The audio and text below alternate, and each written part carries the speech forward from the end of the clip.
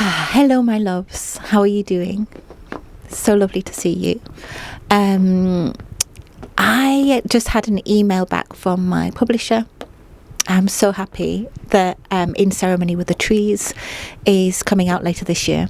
And I want to talk to you about trees today. The deep wisdom keepers. And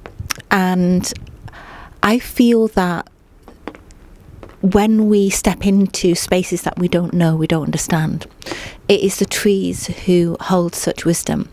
So what wisdom I got from the beech tree recently as a mother is that the beech tree opens herself to create space for the new. The beech tree is a real initiator and holder of ceremony around the kind of the generations. So when on this land there is a beech tree threshold, there's a portal as you step through into the next part of the land, and it's held by a beech tree. And I think that's just so incredible, because the beech tree is able to recognize one phase of life, of being, of the cycle, and another, and actually initiate that cycle. And as I pass this beech tree, I always ask her if I can pass. But as every single time in that interaction, there is wisdom given. There is something given about how the energies of the land are, how there's been a lot of work that I've done around that area, because the energy of Mother Earth was being siphoned, it was being taken, and so actually having that relationship regularly to check in with how is that healing going, how is that embedding, what has that energy changed. And that beech tree protects a waterfall, and so the relationship between the beech tree and the waterfall is that the beech tree is the guardian.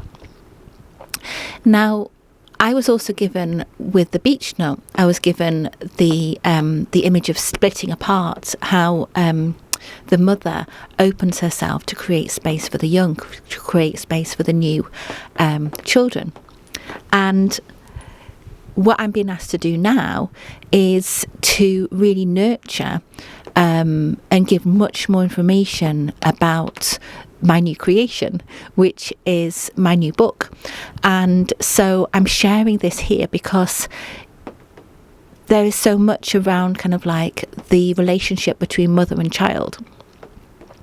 And it's almost as if this dryad has been kind of like seen as an inconvenience. But I think more, it's so sacred that it's not understood fully, and it's seen as something, it's recognised as like neediness or something emotionally inept on the part of the mother. But actually really understanding that when the mother wants something to come into being and actually thrive and survive and be incredible and be what it needs to be, there's certain points in the baby's life where the mother is completely instrumental.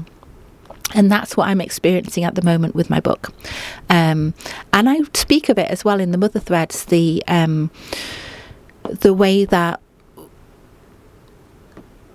those around us experiencing really embodied, loving mothers can find it incredibly challenging to experience and witness that level of love, you know?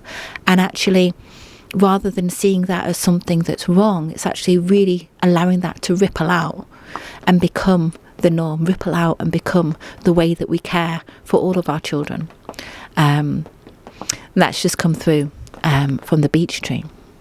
Now, the way that the Earth's energies work is that they have guardians of its energy. So the Earth sends energy up to the cosmos, and the cosmos sends energy down to the goddess Mother Earth.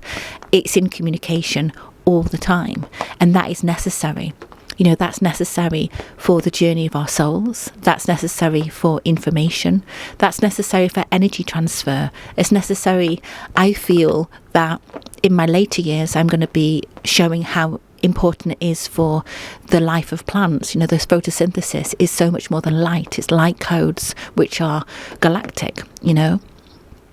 And I just wanted to share that over the next few months, I'm going to be really nurturing this baby that I've got growing within me, which is about the ceremony that we get to live in with the trees.